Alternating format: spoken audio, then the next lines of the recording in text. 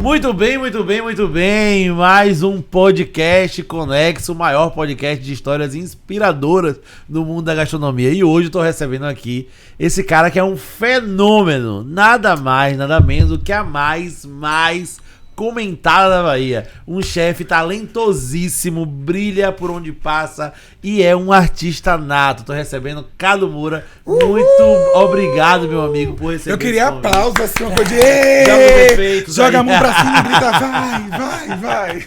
Já viram como é que vai ser esse podcast, né? Divertidíssimo. Cadu ele vai falar da história dele, mas é um chefe de cozinha, já passou pelos melhores restaurantes de Salvador, né? Ah, graças a Deus. Porque se não passou é porque não era o melhor. Porque você passa... E quando passar, vai virar. Virava o melhor. Também tem essas também.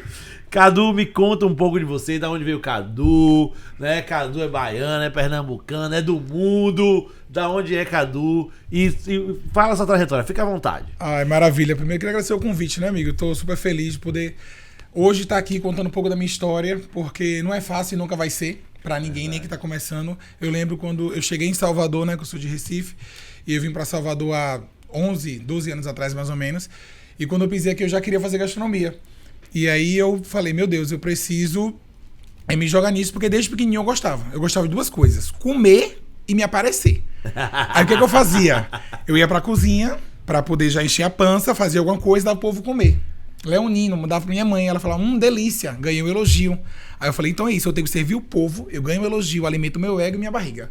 Aí eu comecei a partir daí, né, a desenvolver, a me apaixonar pela gastronomia. E quando eu cheguei em Salvador, eu sabia que eu queria fazer, tinha a faculdade aqui da Federal, estudei para isso, passei na Federal, e lá desde o início foi quando tudo começou. Eu acho que o primeiro momento meu relacionado profissional foi quando eu conheci o Fabrício, né, meu pai. Então, para quem não sabe, Fabrício Lemos, o maior chefe de cozinha para mim do mundo, do Brasil, já é uma certeza. E aí, quando eu vi o trabalho dele, eu fiquei apaixonado. Aí eu falei, eu sou fã desse cara, eu preciso conhecer ele. Meu sonho, amigo, era chegar de perto dele. Hoje eu já não aguento mais, assim, sabe? Tipo assim, a gente tá 24 horas. Eu amo demais. Mas, antigamente, eu era muito fã. E eu botei isso como objetivo. Eu falei, meu sonho é chegar perto e tentar entender o que ele faz com a gastronomia, né? Com alimento. E as coisas vão mudando daqui pra lá. E aí eu fiz Federal. E quando eu comecei a faculdade, eu não tive umas férias. Minhas primeiras férias já foi estagiando. Porque eu fui no festival de gastronomia que ele estava dando aula, para poder conhecê-lo pessoalmente, vi de longe, fiquei super nervoso. E aí, a partir daí, eu conheci uma professora minha chamada Andrea, que é lá da UFBA. Ela conhecia o Caco Marinho, outros chefes, e a primeira cozinha que eu entrei profissional foi a do Caco. Eu não tinha nem carteira de trabalho, no DOC. Legal. Fiz um estágio lá, nas minhas primeiras férias. Caco também, que é um cara foda. Não, maravilhoso. Eu acho que aquele núcleo que tinha da gastronomia, que era o Quarteto ao Quadrado que ele chamava, que era o Léo Rancon, o Caco, Dudu Prado, Fabrício Lemos. Enfim, eles conseguiram estabelecer uma verdadeira conexão da gastronomia local. Porque a gente sabe que tem muita gente que é pioneiro da gastronomia baiana. E são importantíssimos para a nossa formação. E sempre vai ser. Eu falo assim, o Edinho, pessoas que são gigantescas, que graças a Deus existem, Beto Pimentel, para que leva a nossa gastronomia ao maior patamar que existe.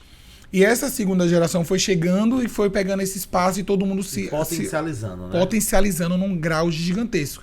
Que hoje, eu sou quem eu sou e muita gente da nova geração é quem é por conta deles. Então é uma gratidão que tem que ter eterna. E eu não canso de falar. Muita gente fala, é porque puxa saco, é porque Cadu também é amigo de todo mundo.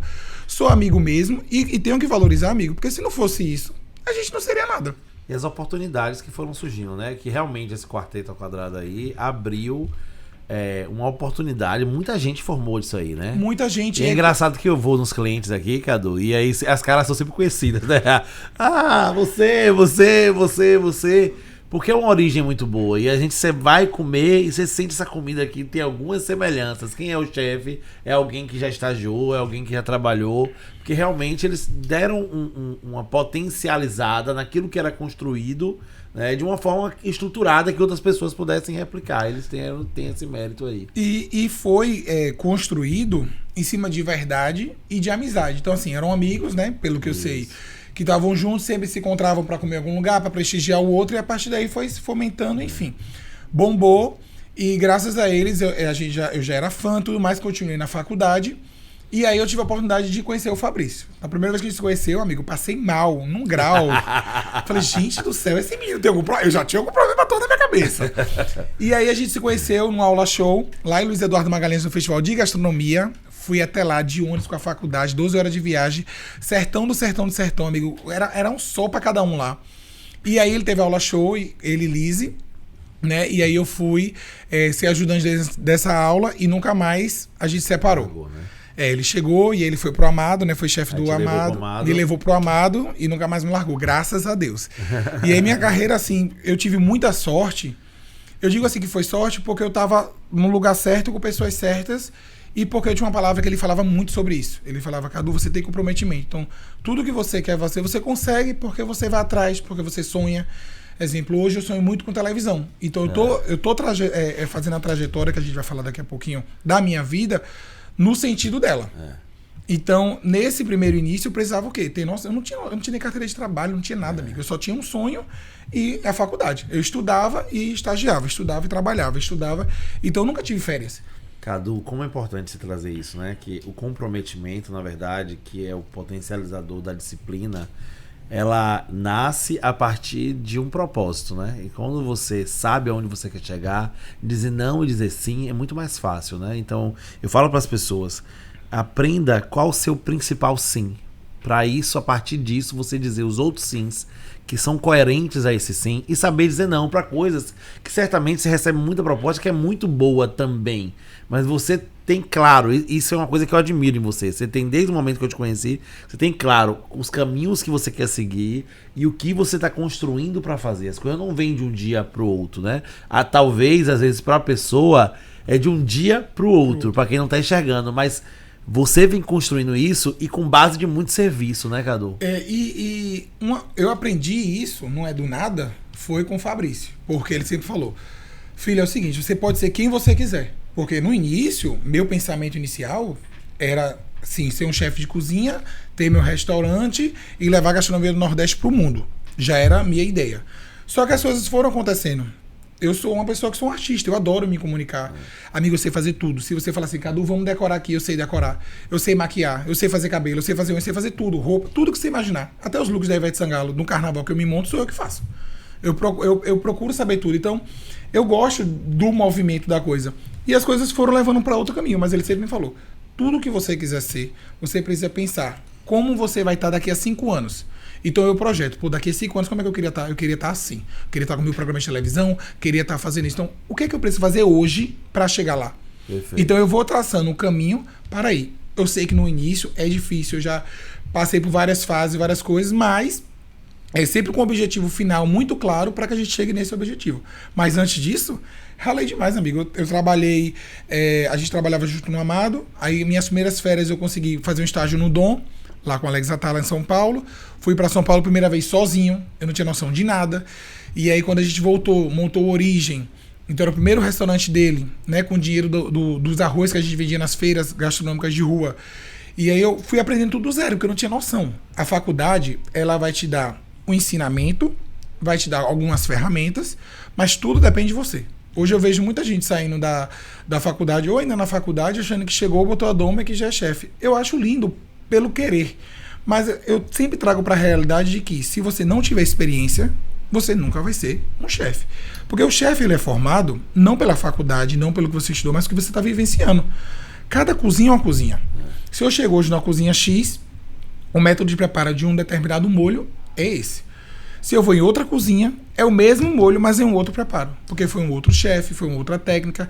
Porque técnica, ela... outro público, às vezes, é um outro comportamento, é um outro conceito, né? Um outro tudo, um outro custo. Então, são adaptações que são feitas na gastronomia para aquela atual realidade. E como na arte, né? Quem sabe faz ao vivo, né? A faculdade é a preparação para o dia a dia que você vai viver, né? Então, hoje eu tenho até umas críticas com relação ao ensino, não à faculdade em si. Então chegamos no momento de polêmica, então fiquem todos ligadinhos que vai começar agora, mentira. Porque hoje eu tenho uma crítica que há um distanciamento muito grande entre a formação e a exigência do mercado. Eu acho que Eu já fui do lado de lá, eu fui professor de universidade. E eu era professor de prática. Eu brigava todo semestre porque eu tinha que levar. Gente, mas não é assim que faz. As pessoas fazem diferente. Por que a gente vai ensinar? Mas é importante o aluno saber, mas ele não vai aplicar. Conhecimento sem aplicação é alucinação. As faculdades e os cursos, e hoje o mundo é muito mais diferente, é muito mais ágil as coisas, né? Você tá indo fazer curso para a parte artística, você tá vendo como é muito mais fluido quando é livre. Eu sei que a faculdade tem um regimento, tem toda uma questão do Ministério que é importante também. Só que se a formação for baseada 100% no que é aprendido em sala de aula, exemplo de livro não funciona na vida real. Porque exemplo de livro são nas condições ideais. E as condições que a gente encontra no dia a dia não são ideais, são as reais. E outra, na gastronomia principalmente. Porque, exemplo, se a gente tá uma aula prática, sei lá, de risoto, aí deu a hora da aula, você vai desligar o fogão e vai pra casa pra voltar no dia, você não vai. Você vai finalizar naquela hora, porque você tem uma entrega. Então, cada cozinha é uma cozinha, cada logística é uma nova logística, cada chefe é um chefe. Então, eu acho que a faculdade ela vai te dar os caminhos para que a partir dali você se desenvolva. Eu sei que eu consegui crescer rápido e consegui evoluir porque eu estava estudando, porque eu estava buscando, eu estava fazendo estágio, eu estava conhecendo novas cozinhas, conhecendo novas pessoas e caçando isso. Porque se a gente não caçar, a gente vai ser o mesmo. Uma função que aí eu falo, né? Eu tenho uma crítica desse distanciamento da prática e da teoria, mas uma função importantíssima de toda a formação é uma coisa que a gente chama de aumento de repertório. Óbvio que uma pessoa que vai para uma sala de aula vai ter mais repertório muitas vezes do que um prático, se o prático só faz a mesma coisa todos os dias, de técnica, de conhecimento, de cultura, e isso potencializa, né? O repertório, né? O conhecimento e a aplicação prática é o caminho para potencializar o desenvolvimento das pessoas. E cozinha e negócio é muito laboratório, né? Muito tentativa e erro. Eu faço isso desse jeito. E eu vejo, Cadu, assim, na sua principalmente até eu conheço um pouco assim, o seu DNA vem muito realmente aí de Fabrício, e a comida é muito feita, né? Naquele desenho de ter conteúdo, o prato ele tem uma história para contar e ele tem sabor. É porque na verdade me conte assim, aí. eu nesse tempo, né, que eu vim estudando e fui fazendo, eu observava muito Fabrício porque eu sempre fui fã. Então eu via como ele criava o prato, o que é que precisava ter. E ele sempre, eu acho assim, uma grande vantagem dele e um grande privilégio é que ele não guarda para ele. Ele quer formar pessoas, ele sempre forma. Todo mundo que passar no restaurante dele, trabalhar ou estagiar e ficar, com toda certeza vai levar uma lição, vai levar algo novo e vai estar preparado sim para qualquer restaurante. Por que eu digo isso? Porque ele não guarda para si. Ele vai fazer uma coisa e ele vai descobrindo, obviamente, a gastronomia vai se multiplicando, vai se desenvolvendo. Ele descobre o novo, ele mostra o novo. Lá é tudo muito limpo, sempre foi. Limpo no sentido de falar, aberto para as pessoas. Então, se hoje ele vai dizer assim, Cadu, a melhor receita é para fazer dessa forma, todo mundo vai ter acesso, todo mundo vai fazer. Então, eu consegui hoje ter noção da criação de prato, do que é necessário ter ou não. Eu não boto qualquer coisa porque tá na moda, ou porque é legal, ou porque é caro. A gente tem que ter um motivo. Tem que ter algo que tem que trazer uma crocância para poder a gente sentir a textura, tem que ter um pouco de acidez para poder dar uma ativação, a gente tem que ter alguma coisa cremosa para poder amarrar e abraçar. Então, cada elemento ali é fundamental. Né? Tem toda uma construção, tanto de sabor quanto técnica para aquele prato. Então, isso a gente aprendeu na prática com ele. Então, assim, hoje, qualquer criação, qualquer aula show que eu vou dar, qualquer coisa que eu tenha que criar, exemplo mesmo, quando eu participei do Mestre do Sabor, foi um grande desafio, era algo gigantesco, que sempre foi meu sonho em televisão, mas eu não esperava que seria dessa forma. Eu achando que já ia chegar pronto, né? Que ia chegar, a Globo ia me ligar e Cadu, vem cá, tenho 10 programas pra você. Fui como participante e falei, não, melhor que seja assim, porque vai ser um real. E eu fui muito quietinho mesmo, que eu sou aquela pessoa que não acreditava muito em mim. Até hoje, eu ainda não acredito tanto, mas quando a gente vai vendo o resultado, vai vendo que as coisas estão andando, hoje quando eu chego na rua e alguém me reconhece e fala comigo e dá os parabéns por algo que eu já fiz e que animou ela até num bom dia no Instagram, é algo que me deixa muito realizado como pessoa. Porque às vezes eu tô até triste, amigo, e eu quero tirar esse peso que a gente tem no coração e eu falei, não, eu não vou absorver isso, eu quero botar pra fora, bota o celular, bota a música da Ivete, começa a dançar, dou meus bons dias, sigo o dia e só naquele atozinho alguém já se sensibilizou, alguém já ficou feliz também, já cativamos. Então, é sempre para o lado positivo, é sempre para poder agregar pessoas e momentos. Então, na gastronomia, eu vi que era esse meio. E no Mestre do Sabor, como eu estava te falando, as construções de prato era fundamentada nisso. Eu tinha que pensar rápido, eu tinha que saber o que eu tinha que fazer, mas eu sempre pensava uma história que eu tinha que contar com aquilo. Se o tema era, sei lá, peixe, eu tinha que fazer um peixe perfeito, massa, mas eu tinha que trazer uma crocância, eu tinha que trazer uma acidez, eu tinha que trazer algo cremoso. Então a gente vai buscando ferramentas para que o prato não seja só um alimento, seja que vai alimentar a alma, mas que traga também toda uma história por trás. Você trouxe agora uma essência do que é o diferencial, né? Que o prato não seja só um alimento, né? Mas que ele alimente a alma, que ele tenha... porque é um momento, né? E as pessoas lutam cada vez mais pela atenção das outras. E quando você tem a atenção daquele cliente que vai largar o celular, vai pegar o garfo e a faca, vai comer o prato e você vai fazer ele viajar com aquilo ali, é isso que eu acho que é o mágico da gastronomia, que conversa com essa veia artística que você tem, que vai para aquela criança lá em Recife, que fazia comida para arrancar aplauso das pessoas e elogio das pessoas, né? Eu nunca tinha pensado nisso, mas você fez um contexto total, porque justamente era isso. Eu acho que eu entendi que meu papel na gastronomia era esse. Eu sabia que tudo na minha vida é sempre passos, mas eu pensava assim, primeiro eu vou chegar e eu quero ser um bom chefe, eu quero entender sobre... Eu sempre não me tratava como chefe, que eu acho que o nome era muito grande para mim, por mais que eu tenha 1,93 m. Mas eu sempre achei assim que era demais para mim. Mas assim, com toda a experiência, com todo o trabalho, eu já... 10 anos de cozinha, eu vi ali, não, beleza, eu sei me virar, se eu tiver que assumir qualquer cozinha hoje, graças a Deus, eu consigo me desenvolver, né, obviamente, mas eu precisava muito dessa parte artística, porque eu sempre gostei. Quando eu fiz o Mestre do Sabor, eu vi que eu tinha capacidade, sim, de estar na televisão, e eu sabia que aquilo ali era algo que me confortava muito. E depois disso, veio o GNT, e no Rolling Kit Brasil era gastronomia, só que era comédia, era entretenimento, porque era disputa de casais famosos, só que a gastronomia ali era um plano que fosse seu elo para eles se comunicarem, brincar, se divertir. Então eu podia usar unhas pintadas, brilho, meus looks bafônicos e julgar a gastronomia da forma correta. Isso. E não por isso eu vou deixar de ser chefe. Eu acho que muita gente se atrapalha com isso. Porque tem que estar de doma, aventalzinho e tal. Quando eu estou na cozinha e o que eu preciso é exercer o meu papel, eu vou estar. Mas não por isso eu vou estar em cima de um palco dando aula de uma gastronomia, de um prato que eu queira, sentar do meu jeito. Porque essa é a minha personalidade. E não é isso que vai deixar de ser mais ou menos chefe. Eu acho que chefe é quando tá no seu coração e você faz a verdade, ensina o próximo e não tem rancor. Me conta aí como foi essa experiência da GNT, nossa, do programa, lidar com esses artistas. Uma coisa normal, né? Eu tô muito acostumada. Camarim, produção. Amigo, assim, sempre foi um sonho. Quando veio o mestre, era algo que eu queria muito, e pós o mestre veio aquela frustração, né? Porque eu queria ficar na televisão pra sempre. E eu falei, não, o Fabrício sempre falava, Cadu, tudo tem seu momento. Você entrou como chefe, você vai sair como chefe, você chegou na final, foi perfeito, agora a vida que segue. Se você não batalhar hoje, você não vai conseguir colher de amanhã. E aí eu fui batalhando aos pouquinos, continuei nas redes sociais, que era o que eu gostava, e um belo dia o telefone tocou, e aí era a produção da Endemol, né, que quem produz e faz a coprodução do GNT, do Rolling Kit, me convidando. Eu já conheci o programa, já conheci o formato, mas a ficha não caiu. Amigo, a ficha só caiu no dia que eu cheguei lá, no estúdio, e tinha uma arara assim de roupas todas coloridas, paeteira, nanã. Eu falei, nossa, quem é essa chorada que vai ficar aí? Porque eu quero minha paleta igual. Ela falou, não, Cadu, essa é a sua. Eu falei, mentira. Eita! Amigo, baixou aqui, ó, eu já tava ali pronto. Glória. Já me estivesse essa em cima do trio. Eu falei, não, bora, aproveitei tudo que é look. A gente construiu todo o formato que seria do meu personagem, da mais comentada da Bahia, que eles deixaram ser com maquiagem, com tudo. E aí, cada gravação era uma surpresa nova, porque eu tava realizando um grande sonho, que era estar na televisão.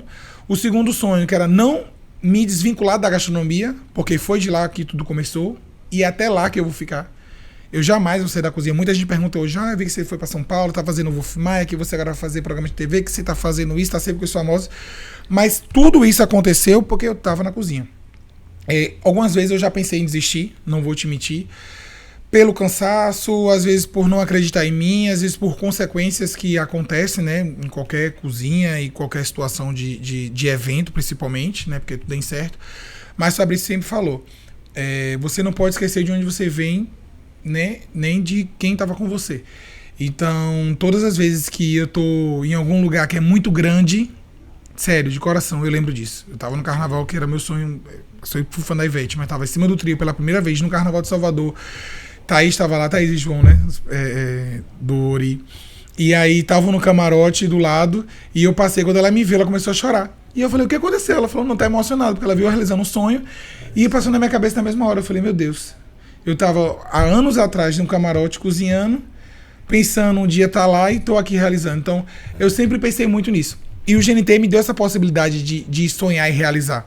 Então, é um programa que é um formato maravilhoso, famosos cozinhando, que não sabem cozinhar. Então eu tava ali no papel de chefe, mas no papel de artista, dando minha opinião, brincando, se divertindo. Então, assim, foi uma das maiores e melhores experiências da minha vida. Queria muito que tivesse mais temporadas, né? Ou formatos novos sobre isso, porque eu me diverti horrores e graças ao GNT eu tive muita possibilidade. Porque o programa, foi um sucesso e a partir daí eu consegui apresentar o Criança Esperança representando o GNT, conseguindo o prêmio Multishow, então coisas gigantescas da Globo que sempre foi meu sonho, tá ali no meio. E quando eu não vou pra chegar, tipo, ai, Cadu chegou, ninguém viu. Não, gato. Quando foi prêmio Multishow, eu falei, não, já sei o que eu vou fazer. Amigo, eu tava fazendo um projeto social pro João Diamante, do Diamante na Cozinha. Dei a mesma aula para 100 pessoas em vulnerabilidade social. E eu levei um prato chiquérrimo para poder eles terem o prazer de vivenciar aquilo pelo menos uma vez na vida. E foi ali nossa aula. E no final, recebi o convite. Eu falei, meu filho, isso é pra ir, é pra lacrar. Em 2 horas eu consegui o look. Eu fui com a side pra ET lilás, assim, brilho pra tudo. Chegou eu e Ludmilla. Eu só não brilhei mais porque Ludmilla chegou primeiro que eu e roubou a cena. Porque se não fosse a Ludmilla, meu amor, eu acho que eu tava em cima daquele palco apresentando, junto com Glória Groove. Então, assim, eu sempre vou pra poder causar. Por quê? Porque é meu personagem, porque é a minha realidade, é o que eu gosto de fazer. E é a partir daí que a gente vai chamando a atenção para trazer o que é nosso. Então, o GNT me deu essa porta aí, e a partir daí as coisas foram acontecendo. E aí esse ano, né, ano passado, no caso, 2023, eu decidi dar uma mudada. Porque gastronomia já é algo que eu domino, né, graças, mas eu queria muito me jogar nessa parte artística. E se eu ficar só esperando... Né, amigo? E se eu ficar só esperando, tipo assim, o momento certo vai chegar. Óbvio, tudo tem um momento certo de Deus. Mas até lá eu preciso estar batalhando, estar buscando. Então eu não falei nada pra ninguém. A gente decidiu isso. Sair de Salvador foi muito difícil. Foi uma das missões mais difíceis da minha vida. Largar Fabrício também, porque a gente tem 10 anos juntos, assim, de amizade, de companheirismo. Eu chamo ele de pai. E ele é o meu pai, né? Eu tenho meu pai e minha mãe, né? Que moram em Recife. Mas ele é meu pai de coração. É quem cuida da minha carreira, da minha vida. Eu não faço nada sem autorização dele. Eu tô aqui hoje, mas eu falei com ele ontem. Falei, Paulo Neto me chamou. Ele falou, você vai? Eu falei, não, eu vou. Paulo vai falar um bocado de número, eu vou ficar calado. Eu vou aprender a aula. A aula show hoje é aqui, que a gente tá aqui fazendo só fofoca, né? E aí, tudo é com ele, porque ele sabe. Ele me conhece muito bem. A transição Carlos Eduardo de Lima Moura para Cadu Moura, mais comentário da Bahia. A descoberta do novo pra mim também, que eu era uma pessoa, hoje já sou outra. Tudo tem ele no meio, porque ele sempre quis me deixar muito confortável. Eu sempre tinha medo de me assumir, eu tinha medo de pintar minha unha, medo de roupa. E por mais que o mundo seja tão cruel, que até hoje ainda é, infelizmente, ele me mostrou que era possível fazer, mas tudo no tempo certo. Sem ultrapassar passos, né? Então, qualquer conversa, qualquer atitude, qualquer estilo, tudo ponderado para que até eu mesmo vá me conhecendo. Porque uma coisa que é nova assusta qualquer pessoa, inclusive a mim. Então, ele sempre esteve do meu lado e sempre quis me mostrar assim, você pode ser o que você quiser. Agora vá no seu tempo. Tipo, ele dava possibilidade. Se der pra você agora, vai. Se não der também, se respeite. Então, a partir daí, eu consegui me moldar e soltar. Muito interessante isso, porque a comida, né, a cozinha é um lugar de muita diversidade, né? Diversidade de ingredientes, diversidade de inspirações e de diversidade de gente. A cozinha é feita de gente muito diferente, né? Muito. A cozinha é o primeiro emprego de muitas pessoas, é o ponto de oportunidade de levar renda para diversas famílias. É um lugar que a inclusão sempre foi necessária, porque sempre se precisa de mão de obra. Mas é um lugar também que tinha muito tabu, né? De machismo, né? De ser caracterizado como subemprego, né? Das pessoas olharem de uma forma diferente. Como é que você vê hoje, né? Como a cozinha pode ter potencializado esse celeiro seu para criatividade e para ser quem você é? Amigo, você falou várias coisas super importantes aí, porque é uma diversidade gigantesca. A gente, além de todo esse crescimento e da pessoa poder, como você falou, se manter, ajudar o próximo, primeiro emprego e tudo mais, é uma oportunidade também de evolução. Digo como pessoa, porque trabalhar com pessoas, você sabe muito bem, não é fácil. E também por evolução. Quando o Fabrício começou, ele era lavador de prato. Hoje ele é um dos maiores chefes do Brasil. Então, a oportunidade sempre vai ter para quem quer, para quem tem o coração aberto e para quem é comprometido naquilo que faz. Então, lidar com pessoas é difícil e sempre vai ser pelas personalidades distintas. Mas eu acho assim, eu acredito muito que saber ouvir, principalmente na gastronomia, é o melhor elo, porque as divergências vão acontecer sempre. Sempre vai ter. Era algo que eu passei, todo mundo passa hoje, mas quando a gente começa a ouvir o outro, a gente começa a respeitá-lo mais, entender. A gente não é obrigado a absorver nada. Então a gente escuta e passa. Eu, quando tive esse momento meio de transição e que era tudo novo pra mim nesse meio, digo LGBTQIA+, eu tava na cozinha, eu ficava com medo do que as pessoas iam falar, mas todo mundo super me abraçou, porque eu fui sempre uma pessoa comunicativa, engraçado, bonito, gato, essas coisas. Sempre uma pessoa muito pra cima, muito alegre, então as pessoas queriam sempre estar rindo comigo. E o que é que eu fiz pra poder driblar? Eita, também não vou saber falar, né? Mas enfim, pra poder romper todas essas barreiras, isso. Eu sempre levei muito na brincadeira. Então na cozinha, a cozinha é pequena, estreita, a pessoa passa pra não se queimar, fala assim, atrás, queima, pra poder você não se virar e não se machucar. Quando a pessoa falava queima, eu gritava, queimo também. Por quê? Tô queimando. Então a gente já ficava na piadinha e a partir dessas piadas, das brincadeiras, eu conseguia absorver que eu tava sendo incluída ali e de boa. Mas eu acho ainda que existe, sim, pessoas que deveriam abrir muito mais a cabeça, porque não é sobre o outro, é sobre você. É isso aí. Então, se você tá de boa com a sua vida, pra que você tem que se importar com a vida do outro, sabe? Eu acho assim que todo mundo deveria, além de respeitar, entender qual é o seu papel. E na gastronomia, hoje, ela cresceu e eu vejo esse boom por todo o desenvolvimento que ela teve perante as mídias. No momento que algo tá na mídia, é muito visto. Então, se uma novela hoje chega e coloca um personagem como um chefe de cozinha, todo mundo vai ter ligações. O holofote vai ser ligado para aquela área. E aí, a partir daí, outras coisas vão desenvolver. É a mesma, um exemplo básico. Se você vai comprar um carro X, você nunca viu esse carro na rua. Você comprou hoje. Meu filho, você atravessa a rua, você vai ver 15 carros daquele. Isso aí. Eu sou assim. Então, se eu vejo uma roupa azul, eu quero essa roupa azul hoje, tal. Se eu sair na rua amanhã não chama feio, tá todo mundo de azul. Então, o nosso olhar vai sempre voltado para o que a gente já está acostumado ali. E aí, na gastronomia, acho que foi isso. Acho que tivemos essa oportunidade de expansão e de exposição, e a partir daí todo mundo conseguiu dar uma alavancada maior. Sabe? Midiaticamente falando, as redes sociais cresceram. Eu acho que isso também foi um ponto muito positivo. Quem não é visto não é lembrado. Quem não faz conteúdo está sendo ficado para trás. Então, todo mundo hoje, na pandemia também, que foi um fortalecedor, todo mundo hoje começou a cozinhar, né? Que no Instagram só tinha receita, meu filho. Eu não podia nem criar retorno, cada um cadê receita. Ninguém gravava na minha cara. Se eu aparecesse de receita lá, eu bati na minha cara. Aí o que eu fiz? Eu falei, vou fazer receita, mas do meu jeitinho. Eu não sei se você viu, mas os conteúdos que eu criava vi demais, me acabava de dar risada. Não, era assim, a pessoa não sabe fazer pão de queijo. Eu pegava o vídeo errado do pão de queijo, me vestia de pão de queijo e ensinava o pão de queijo certo. Era divertido. Eu era maluca? Não, sou maluca, sou. Mas isso é a vida. Eu sempre quis fazer algo diferente. Eu nunca quis fazer nada que todo mundo faça. Porque isso é muito sobre negócio, né? O poder da diferenciação, né? Você trouxe muitos conteúdos importantes aí na sua fala. Primeiro, com relação ao que a neurociência explica, né? O que você coloca foco expande. Você quer comprar um carro, você vê o carro... Me xingou todinho agora nessa palavra, tá? Ele falou Fox Pants, eu tava aqui, ó.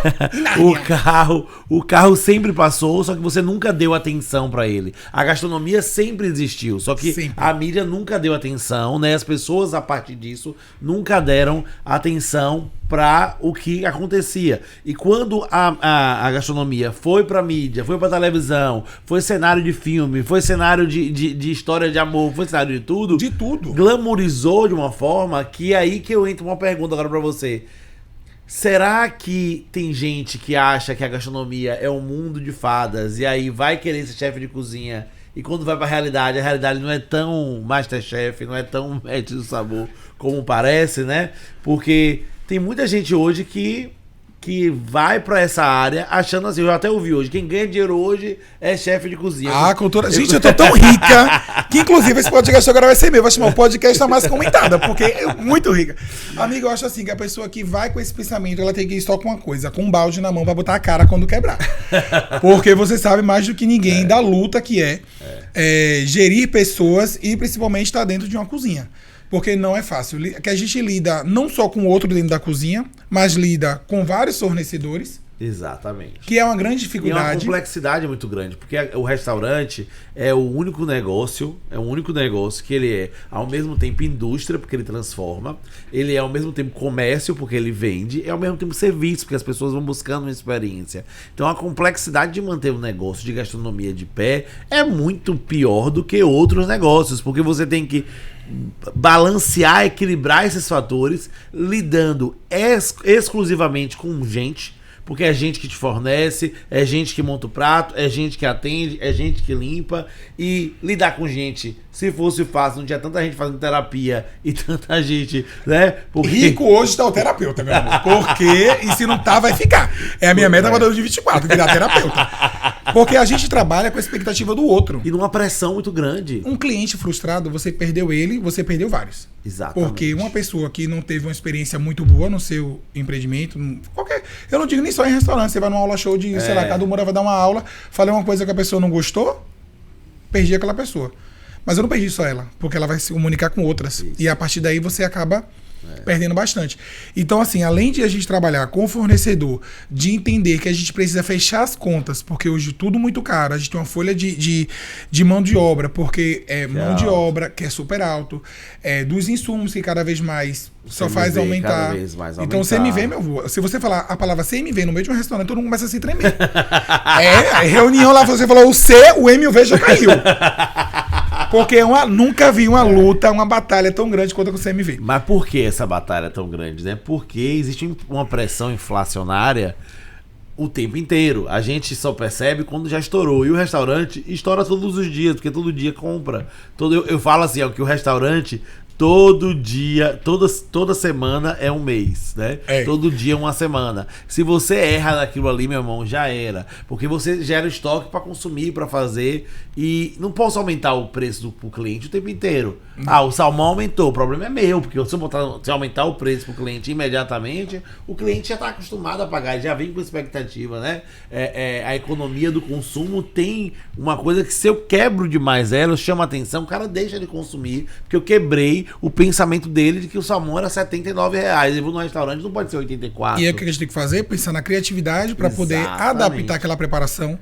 Não só diminuir gramatura, porque eu acho que diminuir gramatura não é a solução. Não é a solução. Porque você vai diminuir o prato. Porque frustra a experiência do cliente também. Total. Então, repensar como fazer. Usar criatividade, né? Ver ali os acompanhamentos. Tá bom, subiu o salmão, mas ia com cuscuz marroquino. Agora tá caro, não vai mais. Vamos colocar aqui outra coisa que combine, que dê a sensação, a textura. Isso que aí o repertório que a gente falou no início é importante, né?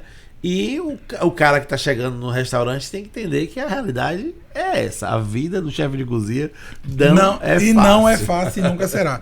E eu acho engraçado que muita gente, assim, fala, eu faço gastronomia, aí a pessoa chega e fala assim, nossa, que mara vai ser chefe. Eu falei, gente, se você souber o tanto de coisa que você tem que passar.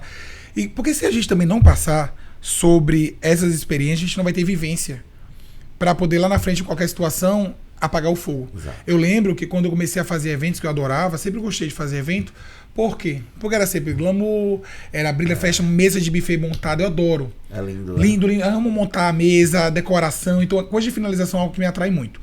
Então, de todas as experiências que eu fui passando, fazendo os eventos com o Fabrício, lá no Amado, enfim, em todos os lugares, me deu know-how para que hoje, tô morando em São Paulo, mas se eu tiver que fazer um evento como eu já fiz agora, em qualquer situação eu consigo me virar. Por quê? Porque eu já tenho memórias de tudo que eu já passei. Evento que você esqueceu de levar tal coisa, você vai ter que se virar na hora. Acabou porque teve uma festa que eu fiz num local que era para A noiva disse que chamou, era 200 convidados. Em 24 horas foi para 300. Gente, 300 pessoas. O casamento dela falou que chamou 380, mas que ia 300. Amigo, foi 580 pessoas no casamento. Só não me levaram junto porque eu não saí da cozinha. O povo tava agoniando. Meu Deus, o que é que o chefe vai falar? Eu não falei nada. Eu não tinha o que fazer. Tinha que apagar o incêndio desnecessário. Então, assim, é criando do que não estava criado e tentando apagar aquele incêndio momentâneo. Agora, se você não tiver passado por experiências como essas, você nunca vai saber como se comportar. E esse desafio, esse jogo de cintura, requer habilidades, são as soft skills, que é o que o mundo está procurando hoje, né? E aí entra nisso daí, Cadu, e eu queria ouvir de você liderava, né, no grupo aí, era o subchefe do grupo Origem, qual dificuldade que a gente tem hoje de ter mão de obra? Porque a gente foi lá para a NRA no passado, todo mundo falava, problema para a década, redução de mão de obra.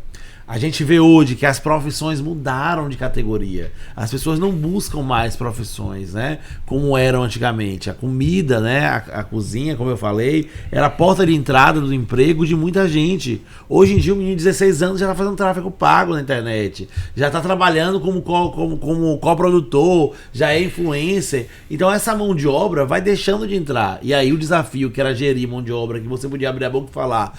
não tá gostando não, pode sair que tem 10 querendo ir. A realidade, meu amor, que não tem mais 10 querendo ir, não. Tem 10 querendo sair pra poder seguir meus conselhos no Instagram. Mas assim, eu acho que a mão de obra sempre foi um problema. Por quê? Porque faltar, assim, tem muita gente muito boa no mercado. E eu acho isso incrível.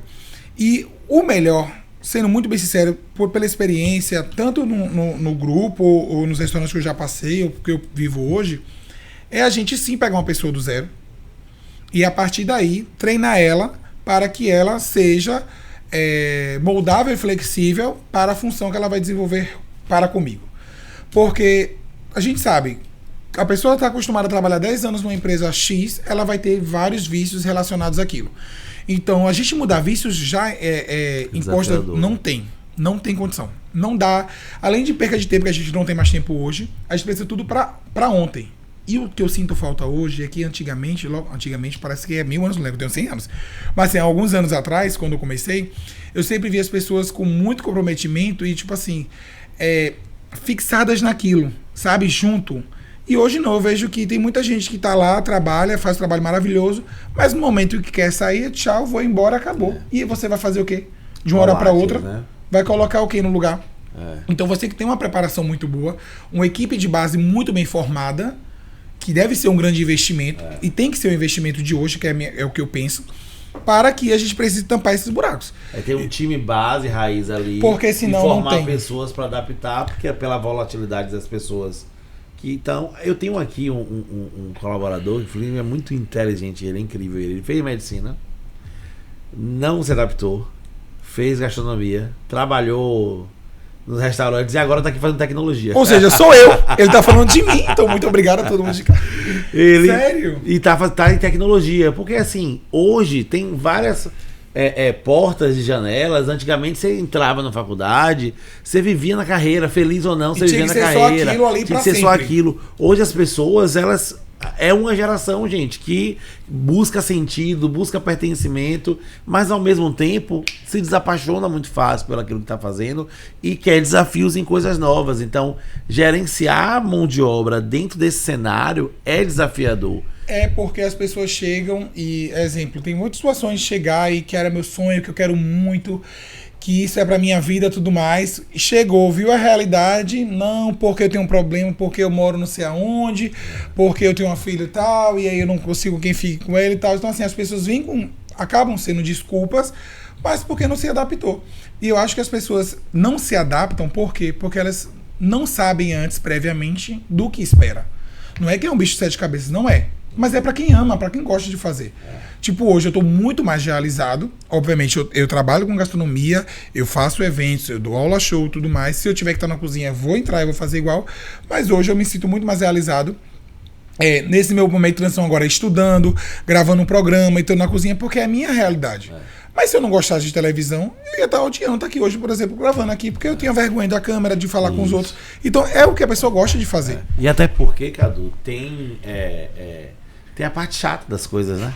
As pessoas às vezes se encontram... Agora que vai começar a minha parte. As pessoas se encontram, às vezes, vem a parte boa. Claro, gente, a parte boa é que a gente mostra. É, a parte do prato pronto, você sentado, o garçom chegando, aceita uma taça de fumante pra começar bem seu dia. Mas a parte chata, ninguém mostra. Ninguém mostra números, ninguém mostra. As pessoas mostram no Instagram os perrengues, não, mostra as conquistas. Quando mostra os perrengues, mostra pra dar risada. Amigo, e o melhor, porque, tipo assim, eu posto minha vida toda nas redes sociais. E aí, quando eu tava ainda trabalhando no grupo, antes de viajar, teve uma menina que foi fazer estágio lá. Foi muito engraçado, mas chegou, me viu, aí falou, eu te sigo, eu falei, obrigada, tal, passou. Isso no meio da cozinha, o restaurante lotado, pau quebrando.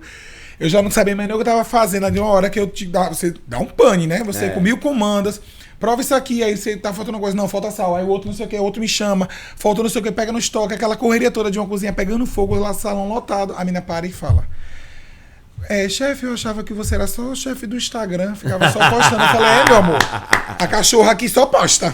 Eu só posto, eu não faço nada. Porque, amigo, não tenho tempo pra poder postar na cozinha. Você entra na cozinha, esqueça.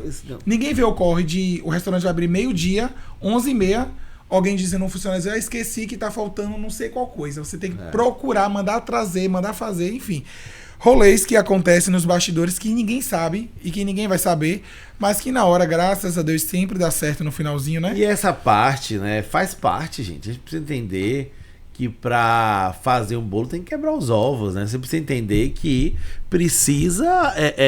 nem tudo é a parte linda, maravilhosa, que né? pra abrir um restaurante meio-dia, você chega lá 8h da manhã pra poder fazer o pré-preparo. Comprado as coisas antes, brigado com os fornecedores antes, feito tudo isso. Porque fornecedor também, eu amo amo fornecedores. Mas assim, um dia chega um negócio de meio-dia, no outro dia vai chegar de 3 da tarde, meu amor, não tem condição. E chega de uma forma, depois chega de outra. E quando não chega? Já fala assim, foi sempre isso que eu te mandei, como sempre isso. Mandou, seu cão, mandou. É um desafio muito grande. E fica no bastidor. E a gente tem que fazer isso de uma forma tão maestra que o cliente não pode perceber.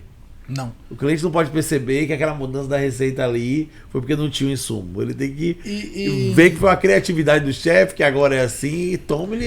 E outra coisa, porque por mais que tudo isso aconteça, tenha caos, faltou determinada coisa, ou teve algum erro que teve que ser chamado a atenção, a gente sempre costuma fazer, né, um briefing antes do serviço. Então, nesse momento de passar o que importante, porque muita gente não faz. Eu chego no restaurante e...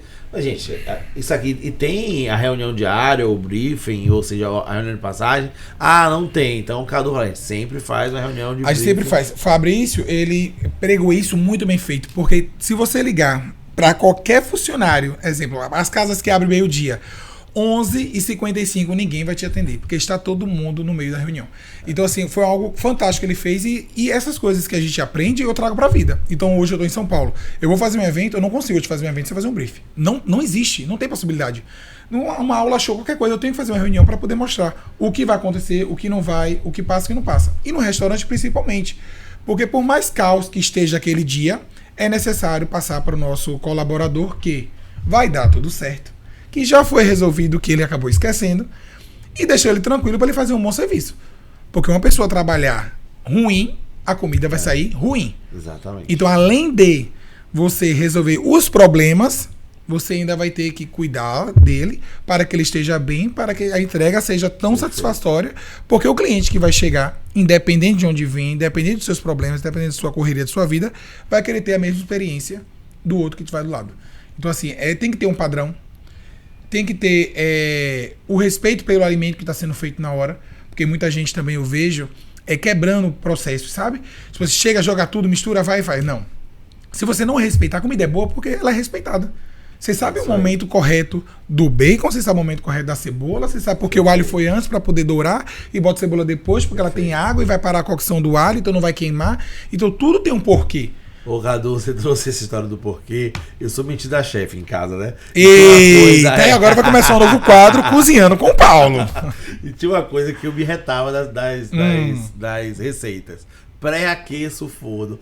Que nada, gente. Não vai pra que pré-aquecer forno, que palhaçada e tal. Só que tem uma lógica, gente. Porque o alimento, ele chega numa temperatura. Se ele encontra o forno numa temperatura diferente, não vai dar o meu resultado. E aí eu não entendia por quê. Porque eu achava que era uma bobagem aquilo ali. Não, mas tem um processo. Tudo é respeitar. Porque se você coloca uma panela fria e coloca na mesma hora uma cebola... de vez de alguma coisa que vai... Nem cebola, qualquer coisa que era pra grelhar ou dourar, não vai. Ela vai começar a cozinhar, que ela vai começar a aquecer todo mundo junto. Perfeito. Então tudo tem um pouco, é independente do que for fazer na gastronomia.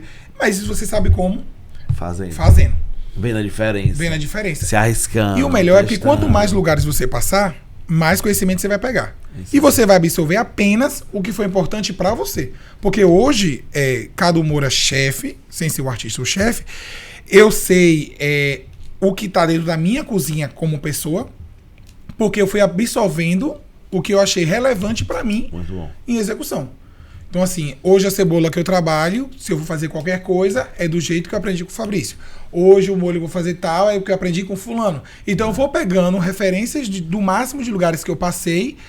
E uma coisa muito importante a falar hoje também aqui é que eu só saí e só saio de onde estava depois que eu não tenho mais nada para absorver daquele lugar. Fabrício me ensinou isso. Então, assim, vou fazer um estágio, sei lá, em tal local. Eu só vou embora daquele lugar quando não tiver mais nada para aprender. Tem mais nada para fazer, já fez tudo. Tem mais nada para aprender, pronto, você sai. Muita gente hoje eu vejo fica um ano aqui, 2 meses ali, 3 meses aqui, 4 meses aqui, você não absorveu nada. Você só tá enchendo o seu currículo de nada. Porque você tá tendo uma base consolidada. Exatamente. Você não vai e isso atrapalha o processo de aprendizagem. Muito. E de formação. Porque existem etapas que precisam ser cumpridas, né? E se, poxa, a pessoa que tá ali te ensinando, ela pensa assim, ó, vou ensinar essa base, depois vou para essa base, depois para essa base. Só que a pessoa chega ansiosa, ela já quer abrir tudo de vez. Eu era assim, sabia? No início. Eu já chegava, eu entrei na cozinha, no restaurante, achando que eu já ia ficar lá na frente, montando um prato aqui, ó. Sim, senhor, não, senhor. Quê? O não, senhor, era pra mim, meu filho. Era só pão nas cachorrinhas ali, ó. Cortando, correndo, pegando, descongelando, sem dormir. Você precisa entender, né? O que a gente chamou de step by step. É passo a passo. Primeiro, esse conhecimento, talvez agora, eu aprendo isso muito nas artes marciais. Nas artes marciais, elas têm um conceito, Cadu, acho muito interessante, que é do estado da arte. As pessoas vão fazendo sem saber o que estão fazendo. Até entender. Quando eles chegam no estado eu conheci a gente que vai fazendo coisa sem saber o que tá fazendo, viu? Eita, que eu conheço. Só que isso é formado, porque quando chega lá na faixa principal, faz sentido tudo que você viveu. Ah, por que eu vou aprender isso agora? Ah, porque agora, porque na próxima etapa, se você não tiver isso daqui, você vai sentir dificuldade em fazer. Então a primeira coisa que alguém, um exemplo, em judô aprende é cair. Cair é a primeira coisa que alguém aprende. E aí eu fui numa palestra com César Cielo, e aí César Cielo, ele foi treinado nos Estados Unidos, ele foi treinado num estado que era muito forte o basquete. Então ele, poxa, ele obcecado, foi lá aprender, ver como era o treino do basquete do pessoal. E aí ele foi lá, né, querendo aproveitar a oportunidade, e perguntou ao treinador, qual a primeira coisa que um excelente jogador de basquete tem que aprender? Aí sabe o que o treinador falou? Assinar o cadastro. Amarrar o cadastro. Porque se você não amarra o cadastro, no meio do treino, no meio do jogo, o cadastro está desamarrado e você para pra amarrar o cadastro, você perdeu talvez o lance que ia virar completamente o jogo. Então pequenas coisas que talvez hoje o cara que tá entrando não façam sentido lógico. Por que eu só sei isso? Por que eu não posso ir pro próximo passo? São conhecimentos e experiências que são fundamentais, e lá na frente, como num flash, vai ser assim, por isso que eu fiz isso. Porque hoje, quando você fala assim, tinha 100 convidados, foi pra 200, foi pra 300, como é que você se virou? Meu irmão, você se virou porque dentro da sua caixinha aí tinha um repertório gigante, precisando só ser acessado, e aí você acessa. E para eu poder ter esse repertório, né? E parece que é uma coisa, meu Deus, eu sou iluminado. Não é que você é iluminado. Você agora tem caixinhas para abrir. E dentro dessas caixinhas tem experiências e repertório para fazer. Você que está entrando hoje em qualquer área profissional, não despreze. Na Bíblia tem uma frase que fala assim, ó: melhor do que o início das coisas é o fim delas. Por quê? Porque as pessoas às vezes querem que o início seja tudo. Mas, gente, a sua carreira, o que você construiu, não é pautado pelo início. Você chegando aqui em Salvador, querendo cozinhar, querendo conhecer Fabrício, mas esse início foi importante, né? E aí o fim das coisas vai dar todo o exemplo de que você podia ter construído. E muita gente se perde, Cadu, no meio do caminho. O meio do caminho é o lugar mais sinuoso pra gente se perder. Eu acho que eu tenho esse mesmo pensamento. Se a pessoa tá no meio e não se planeja e não tem um foco principal, ela se perde. Vários momentos, e é normal, porque vários momentos eu estive perdido. Vários. Há um ano atrás, principalmente antes de decidir de ir para São Paulo e não, nem decidir, é criar coragem. Porque eu tinha muito medo. Eu tinha medo de sair de Salvador e não de não ser conhecido lá, mas de chegar lá numa cidade nova sem conhecer tanta gente e se ia dar certo estudar e eu ia sobreviver de quê? Porque eu ia ficar trabalhando em restaurante, não ia conseguir estudar e conciliar. Enfim, medos que a gente vai colocando nos auto-sabotando. E eu só fui ver que isso era possível quando a gente vai. Então, quando eu tinha um pensamento do que eu quero chegar no final, como eu te falei no início, da gente planejar daqui a 5 anos como a gente quer estar e a gente não visualizar aquilo, a gente não vai chegar lá. Então, eu me vejo na situação e eu vou buscando caminhos até chegar lá. Então, assim, essa transformação de sair daqui, de buscar... porque você agora tá na novela, largou a gastronomia. Não larguei gastronomia. Eu pensei em fazer o Wolf Maia por quê? Porque é uma escola de atores. Eu acho que quem trabalha com televisão sim tem que saber sobre atuação. Claro, então, era uma experiência que eu queria vivenciar. Então, gravei várias cenas. Gravei Malhação. Atriz, né, gente? Malhação, Cobra do... Amigo, tudo que é novela a gente foi gravando take, viu? Novela toda semana. Então, era momento para eu poder vivenciar. Eu não sabia como me comportar na frente da câmera. Hoje eu sei. Eu tô conversando com você aqui, mas se eu estivesse gravando essa novela, eu teria que estar com o meu corpo, pra minha câmera, olhando pra você, só inclinado. Então são coisas que eu vou pegando a partir... Eu tava errado o tempo todo, viu, gente? Agora que eu percebi. Ou seja, eu tenho que voltar de novo pra aula. Mas enfim, fazendo o Wolf pra isso, fazendo teatro pra poder ter noção de improvisamento. Agora eu vou começar o curso de apresentador de televisão, porque é algo que eu quero muito. Então eu tô buscando os meios para chegar no meu objetivo. Perfeito. Como é que a gente vai ter certeza que vai dar certo? Só fazendo. Só fazendo. A gente tem certeza de nada, meu filho. Só o tempo é que vai dizer como foi construída a história. Eita, como ele foi filosófico. Só o tempo vai dizer. Porque a história, o livro é contado depois que a história já terminou, né? Ninguém escreve o livro enquanto tá fazendo o livro. Senão a gente já tinha mudado o título do livro 300 vezes, milhões de vezes. A gente não tem certeza de nada na vida. A pandemia nos provou isso, né? Mas a gente tem um grande sonho e uma grande motivação que nos conduz para construir essas certezas, essas verdades, essas inverdades. Cadu, é incrível esse papo com a gente, como é bom conhecer a pessoa, né, por trás, né, do personagem que todo mundo conhece, né, conhecer sua história, ver que você é esse exemplo de comprometimento e é verdadeiramente, e tudo que quer fazer, faz com muito afinco, se dedica. Tava me mostrando aqui a roupa do carnaval, que fez no Festival de Verão, que fez isso, que fez tudo. Aquilo, que pensou, como isso, né, conecta com cardápio, com conceito, sempre como assim, isso tá amigo. Tudo junto, né? Eu sempre, qualquer coisa que eu vou fazer, eu tenho que, como eu te falei, eu gosto de ser o diferente para poder trazer repertório. Então, se eu vou dar uma aula, como eu dei no Brasileiros da Mesa, que foi a primeira vez eu dando aula no Mesa São Paulo, logo na minha chegada, que já foi algo gigantesco, eu falei, eu não posso chegar de trazer o que todo mundo já faz ou algo tão diferente. Eu queria levar minhas raízes, porque foi daqui que começou. Então, meu prato foi todo do Nordeste, só que eu levei tudo que é ingrediente simples para alta gastronomia. Então, tudo que tem no Nordeste, você pode imaginar. Coentro, cuscuz, tudo estava no meu prato, só de uma forma muito glamourosa. Por quê? Porque eu queria enaltecer isso. Então, hoje, se eu vou num determinado evento, eu preciso chegar para chegar. Porque o meu objetivo é muito maior. É maior do que eu. Então, eu sempre me programo, me planejo para chegar nele. Então, independente se é para um show, se é para a criação de um prato, se é para a construção de um restaurante, porque eu também tenho um sonho de mais na frente a gente ter algo que não seria necessariamente um restaurante. Eu pensei por uma coisa de botequim, porque eu adoro essa pegada desconstruída. Já tá todo formado, já tá todo pronto. Só que é tudo no momento certo, o que a gente queira, que a gente deseja, que a gente sonhe, porque os desejos vão indo e vai voltando. Isso aí. Acho que é surfar e se programar para isso. Perfeito. Gente, esse foi Cadu Moura, mais comentada da Bahia e do Brasil. Porque e quem dirá do mundo, porque a Beyoncé me ligou ontem, então assim, aguardem, porque vem muito aí. Mentira. Aquela só soltando a fique. Cadu, deixa eu te perguntar agora.